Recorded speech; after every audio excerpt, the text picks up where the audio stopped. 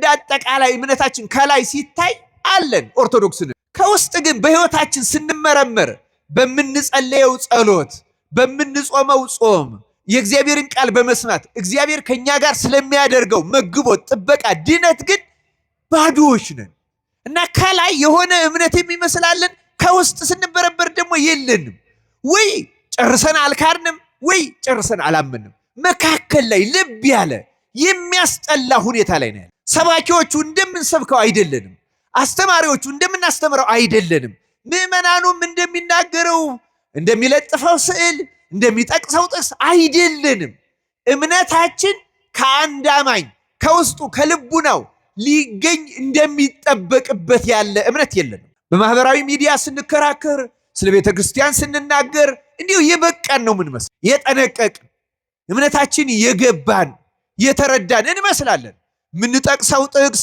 ምንጠቅሰው መጽሐፍ ምናቀርበው አስረጃ አናጣም በገቢር ግን ከቅዱሳን ጋር ራሱ በጸሎት ተገናኝቶ መጠቀም ደግሞ ምንም የለንም ከላይ እንደምንናገረው አይደለንም ለመቶ አለቃው ቃል ብቻ ተናገር ብላቴናይም ይፈወሳል ብሎ አምኖ የሚያስደርግ እንደዚያች ከነናዊት ሴት ከውሾቹ እንዳንዱ ቁጠረኝ ውሾች ከጌቶቻቸው ማዕድ የሚወድቀውን ፍርፋሪ ይበላሉ ብላ የሚያስደርግ እምነት እንዲህ ያለስ እምነት እያለ ጌታ ያደነቃቸው የሚያደርግ አለ ገባሪ ማለት የሰናፍጭ ቅንጣት ታክል እምነት ቢኖራችሁ ይህን ተራራ ከዚህ ተነቅለ ሂድ ቢትሉት ምን ይሆናል ግድ የለም ተአምራት ማድረጉ ይቀርብን ቢያንስ ለምነን ማግኘት የምንችል ለምንድነው ማናገኘው ይላል የእግዚአብሔር ቃል ያን ጊዜም ይደረግላችኋል ይላል ለምንድነው ማይደረግ ካል እየለመንም ይደረጋል ብለን አናምንም እምነታችን መካከለኛ ጠይም ነው ልብ ያለ ነው ክደትም አይደለም እምነትም አይደለም ክርስቲያን አንዱን ብትሆን ይሻለኝ ነበር ትኩስ ወይም በራድ በሆንክስ መልካም ነበር አለ አይደለንም እኛ ወይ ከሃዲም አይደለንም አማኝም አይደለንም በእውነቱ አስቸጋሪ ነገር ላይ ነው ያለነው ክርስቲያኖች እንደ እግዚአብሔር መልካም ፈቃድ ዛሬ የምንማማርበት የትምህርታችን ርዕስ ልተፋህ ነው በሚለው ኃይለ ቃል መነሻ ይሆናል ኃይለ ቃሉ የሚገኘው ራእየ ዮሐንስ ምዕራፍ 3 ቁጥር 16 ላይ ነው ከቁጥር 14 ጀምሮ እስከ 22 ድረስ ያለውን እኔ አስቀድሜ በንባብ አሰማችኋለሁ በሎዶቅያም ወዳለው ቤተክርስቲያን መልአክ እንዲህ ብለህ ጻፍ አሜን የሆነው የታመነውና እውነተኛው ምስክር በእግዚአብሔርን ፍጥረት መጀመሪያ የነበረው እንዲህ ይላል በራድ ወይም ትኩስ እንዳይደለህ ስራህን አውቃለሁ በራድ ወይም ትኩስ ብትሆንስ መልካም በሆነ ነበር እንዲሁ ለብ ስላልህ በራድም ወይም ትኩስ ስላልሆንህ ከአፌ ልተፋህ ነው ሀብታም ነኝና ባለጠጋ ሆኛለሁ አንድም ስንኳ አያስፈልገኝም የምትል ስለሆንህ ጎስቋላና ምስኪንም ደሃም እውርም የተራቆትክም መሆንህን ስለማታውቅ ባለጠጋ እንድትሆን በእሳት የነጠረውን ወርቅ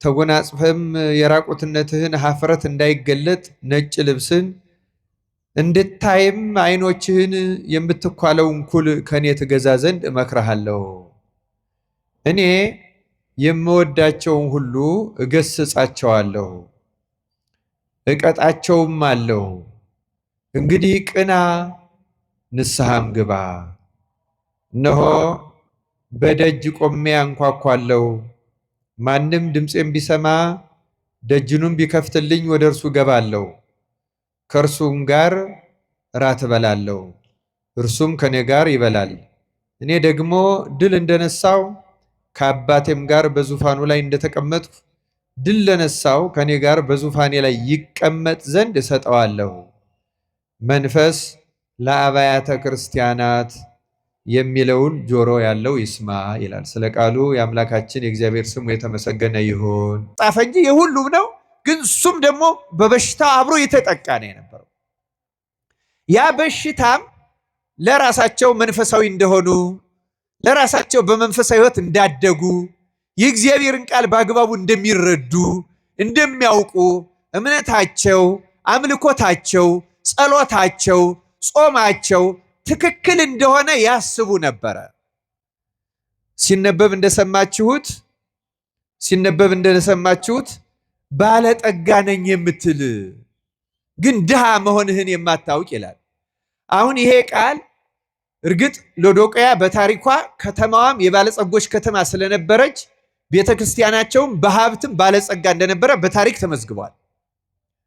ሌላው ቀርቶ በዚያ ዘመን ባለጸጋ ከመሆናቸው የተነሳ ከከተማይቱ ወደ 5 ኪሎ ሜትር ራቅ ያለ ቦታ ላይ ሙቅ ውሃ ነበረ።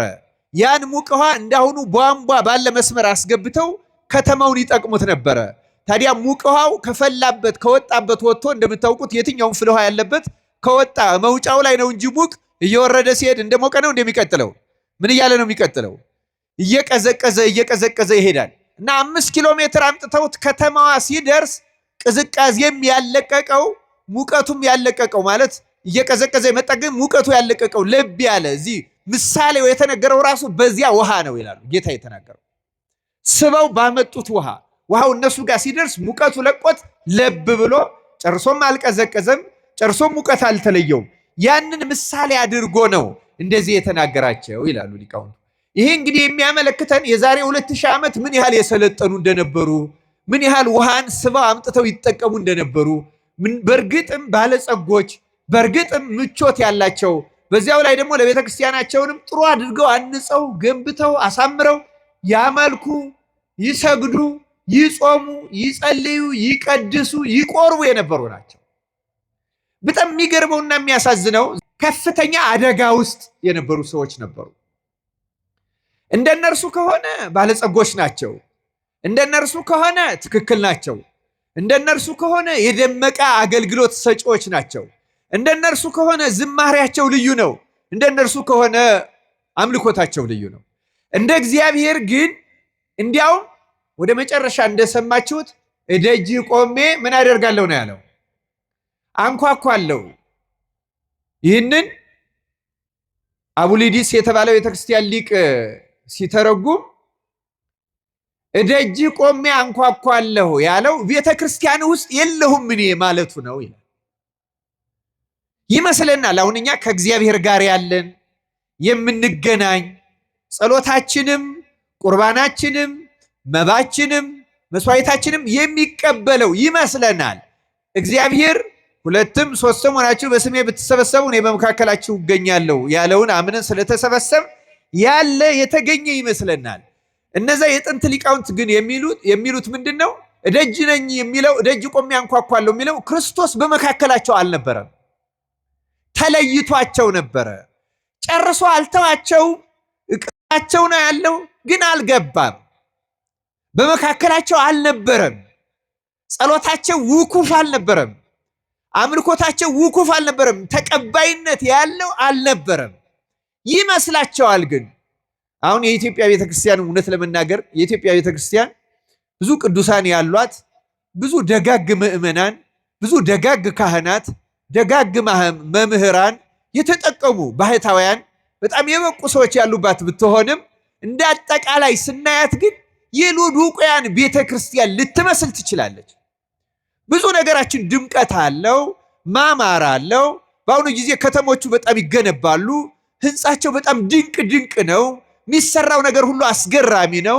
ዝማሬው፣ ልብሰ ተክህኖው፣ ካባው፣ ላንቃው ብዙ ነገሩ ያማረ ነው። ግን ውስጡ ሲመረመር ግን እንደዛ ላይሆን ይችላል። በመንፈሳዊነት ያጌጥን አይመስለኝም።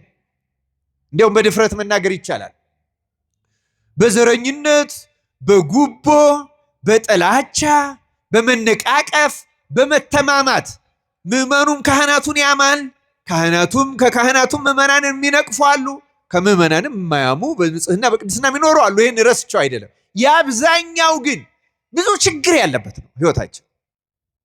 አገልጋዮቹም እንደዚህ አለቃንን በእውነቱ ሊቅ የሆን ነው የሚመስለን፣ አውቀን የጨረስን ነው የሚመስለን፣ ተረርተን የጨረስን ነው የሚመስለን። በቃ ቦታችን ልዩ ነው፣ ደረጃችን በልቡናችን ለራሳችን የሰጠነው ልዩ ነው። ባለጸጎች እንደሆን አዋቂዎች እንደሆን ብዙ የምንመካ በባለጸግነት የምንመካ እውር መሆናችን ድሆች መሆናችን የማናውቅ ምስኪኖች መሆናችን የማናውቅ የምናሳዝን ለእግዚአብሔር ቅርብ የምንመስል እግዚአብሔር ግን ከቤታችን የወጣ ጨርሶ ስላራቀን ቆሞ የሚያንኳኳ እባካችሁ ክፈቱልኝ ስሙኝ የሚለን እጅግ ችግር ውስጥ ያለን በእውነት በዚህ ዘመን አብዛኛዎቻችን በዚህ ውስጥ ነው ያለን። ለዚህ ነው በዚህ ርዕስ የምንማረው። ሳነብላችሁ እንደሰማችሁት ቃሉ በጣም የሚገርም ነው። አሁን ርዕሳችን ልተፋ ነው የሚለው ቁጥር 16 ላይ ያለው ከላይ ከፍ ብሎ ያለው ስናየው በራድ ወይም ትኩስ እንዳይደለህ ስራህን አውቃለሁ። በራድ ወይም ትኩስ ብትሆንስ መልካም ቢሆን ነበር። ይሄ እግዚአብሔር ቃል የሚነግረን ግን በጣም በዚያ በእነሱ ስበው ባመጡት ውሃ ምሳሌ አድርጎ እነሱ ብቻ አይደለም እስከ ዕለተ ምጽአት ላለ ነው በሙሉ የተጻፈ ነው። በመጽሐፍ ቅዱስ ምን ማለት ነው ይሄ በራድ ወይም ትኩስ እንዳይደለህ አውቃለሁ የሚለው ቃል ምን ማለት ነው? በጣም የሚገርሙ ናቸው። አንደኛ ባለጠጋ ነኝ። በጣም የሚገርም እኮ ነው። ስለ ራሱ ያለውን ሲናገር ባለጠጋ ሀብታም ነኝና ባለጠጋ ሁኛለሁ፣ አንድም እንኳ አያስፈልግም የምትል ስለሆንክ ጎስቋላና ምስኪንም ድሃም እውርም የተራቆትክም መሆንህን ስለማታውቅ ይላል። አምላካችን እግዚአብሔር በቸርነቱ ሁላችንንም ይቅር ይበለን። እቺ ጾም የንስሐ ጾም ናት። ክርስቲያኖች ስለ ራሳችን ያለን ሐሳብ በጣም የተሳሳተ ነው። ደጋግሜ ያነሳለሁ። እኔ በእውነቱ የኢትዮጵያ ቤተክርስቲያን የዚህ ዘመን ምዕመናን ታሪካችንን ራሱ በአግባቡ አንጠቀምበትም። ታሪካችንን ብንማርበት አሁንም ቀጥ አድርጎ የሚበራን መብራት ይሆነናል። የቅዱስ ላሊበላ ታሪክ ብንማርበት ላሊበላ ህንፃውን ይዘን እኛ ኮራት ነው የሚያስቸግረን። ግን ቅዱስ ላሊበላ እነዚያን ለመስራት የበቃበትን ትህትናውን ብናየው፣ መንፈሳዊነቱን ብናየው፣ ራሱን ዝቅ ማድረጉን ብናየው ላሊበላን ወደዚያ ጥበብ የመራ አምላክ እኛንም ይመራን ነበር። እኛ የላሊበላን መንፈስ አንከተለውም። በላሊበላ ህንፃ ትዕቢት ግን ተጠምደን ተይዘናል። በእውነቱ የአክሱም አባቶቻችንን ታሪክና መንፈስ አንከተለውም። በአክሱም ታሪክ ትዕቢት ግን ከሰማያ ሰማያት ወርደን እንፈጠፈጣለን። በጎንደር፣ በጣና ገዳማት፣ በቁልቢ፣ በግሸን ሁሉንም ቦታዎች ማንሳት ይቻላል። በዚህ በጻድቃኔ፣ በደብረ ሊባኖስ፣ በአሰቦት፣ በምድረ ከብድ፣ በዝቋላ እስከ ታችኛው እስከ ባሌ እስከ ነብርብር እስከ አርባ ምንጭ እስከ ነበሩ ጥንታዊ ገዳማት ታሪኮቻችን የጠፉት ጠፍተዋል፣ ያሉት ብቻ የነሱ መንፈስ ብንመረምረው ታሪካቸውን ከኩራት ለይተን ብናጠናውና በእነርሱ መንፈስ ብንጓዝ እውነት የነሱ ልጆች እንባል ነበረ። እኛ በስጋ ልደት የነሱ ልጆች ነን እንጂ በመንፈስ ጠላቶቻቸው ነን። እንደ ፈሪሳውያን ጌታ በወንጌል እንደዛ ነው ያላቸው። የአባቶቻችን በእውነት በአባቶቻችን ዘመን ኖረን ቢሆን ኖሮ እነዚህ ነቢያትን ሲገድሉ ባልተባበርናቸው ነበር ሚሉትን አንስቶ በእውነትም የነዚያ የገዳዮች ልጆች መሆናችሁን ትመሰክራላችሁ አላቸው። እኛ ጠላቶቻቸው ነን፣ ለአባቶቻችን ጠላቶቻቸው፣ ታሪካቸውን በስራ የማናስቀጥል፣ መንፈሳቸውን የማንወድ፣ ትህትናቸውን የማንወድ፣ ትጋታቸውን የማንወድ፣ መንፈሳዊነታቸውን የማንወድ፣ ጥበባቸውን የማንወድ፣ የሰሩትና መሬት ላይ ያለውን ቅርስ እያነሳን የምንታበይ፣ የምንጠላላ፣ የምንፎካከር እዛ የተወለድንበት አካባቢ አንዱማ ሲኖር እጅግ ትልቅ በሽተኞች ነን። የጸና በሽታ ነው ያለው። እግዚአብሔር ከእንዲህ ያለው በሽታ በቸርነቱ ይፈውሰን። የእውነት ነው የምናገረው። በዚህ ዘመን እንዳለን አብዛኛዎቹ የኢትዮጵያ ክርስቲያኖች ከባድ ችግር ውስጥ ያለ የለም። ይመስለናል ባለጸጎች ይሆን፣ ይመስለናል መንፈሳዊዎች ይሆን፣ ይመስለናል ጥሩ አምልኮ ላይ ያለን በሃይማኖታችን ትክክል ይሆን። ሃይማኖታችን ራሱ ትክክል ነው። እኛ አምላኪዎቹ፣ አማኞቹ፣ ተከታዮቹ ግን አይደለንም። እኛ ባለጸጎች እንደሆን ይሰማናል፣ ግን ድሆች ነን፣ የተራቆትን ነን፣ ምስኪኖች ነን፣ የማናስተውል ነን ክርስቲያኖች። የእግዚአብሔር ቃል የሚነግረን ይህንን ነው።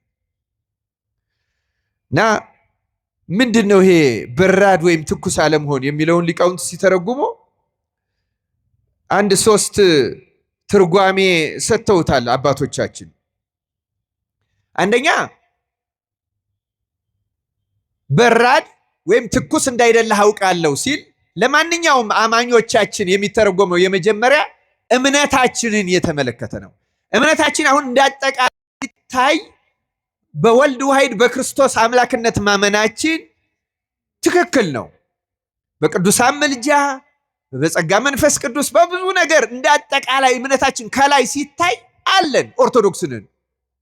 ከውስጥ ግን በሕይወታችን ስንመረመር በምንጸለየው ጸሎት፣ በምንጾመው ጾም፣ የእግዚአብሔርን ቃል በመስማት እግዚአብሔር ከኛ ጋር ስለሚያደርገው መግቦት፣ ጥበቃ፣ ድነት ግን ባዶዎች ነን እና ከላይ የሆነ እምነት የሚመስላለን፣ ከውስጥ ስንበረበር ደግሞ የለንም።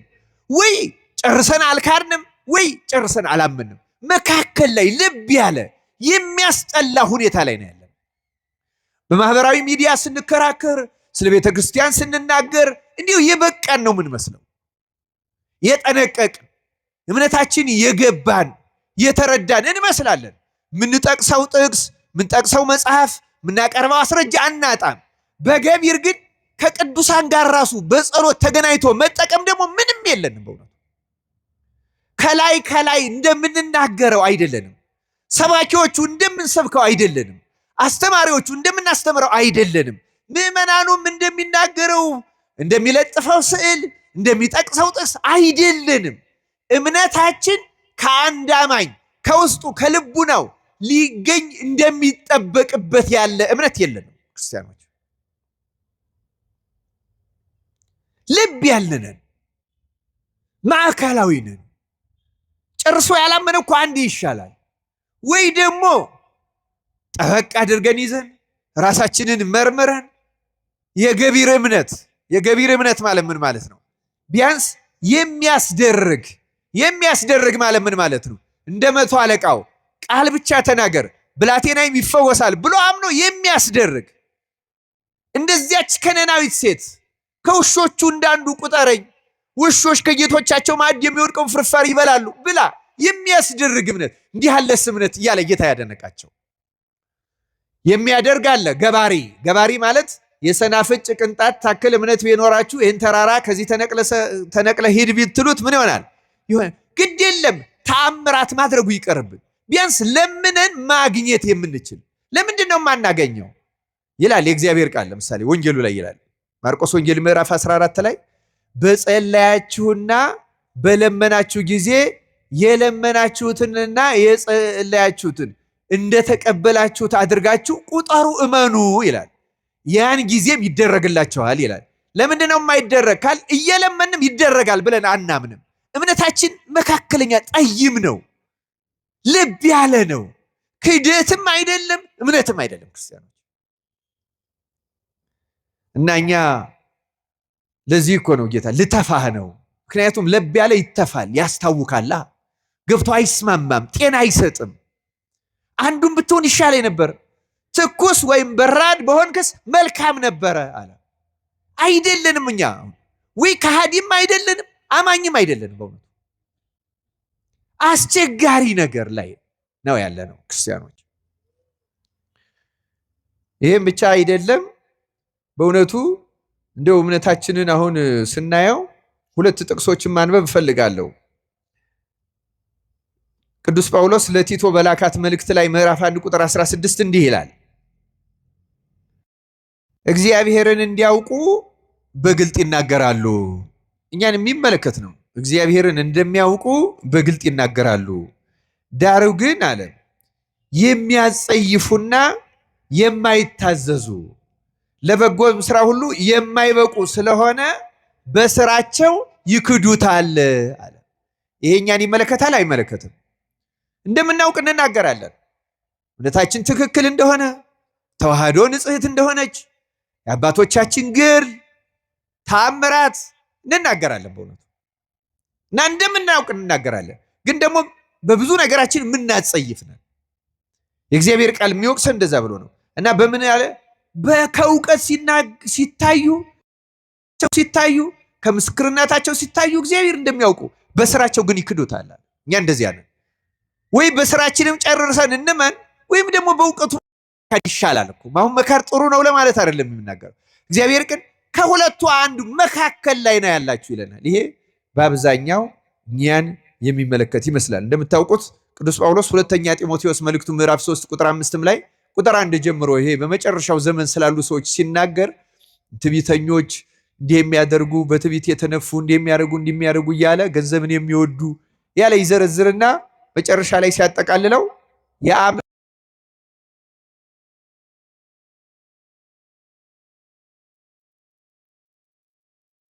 ጢሞቴዎስ ምዕራፍ 3 ቁጥር 5 ላይ አሁን እኛ ያለን ክህደት የተግባር ክህደት ነው። ክርስቲያኖች በተግባር ብዙ ድካም ነው ያለብን። በእውነተኛ ህይወት ክህደት ይገኝብናል። ከላይ ሲታይ ደግሞ እምነትም አለን እና በጣም አስቸጋሪዎች ነን። ልይዝህ አልችልም የሚለው ለዛ ነው። በዚህ በራእየ ዮሐንስ ላይ መካከል ላይ ያለን ስለሆን አስቸጋሪ ሆነን ተገኝተናል ማለት ነው።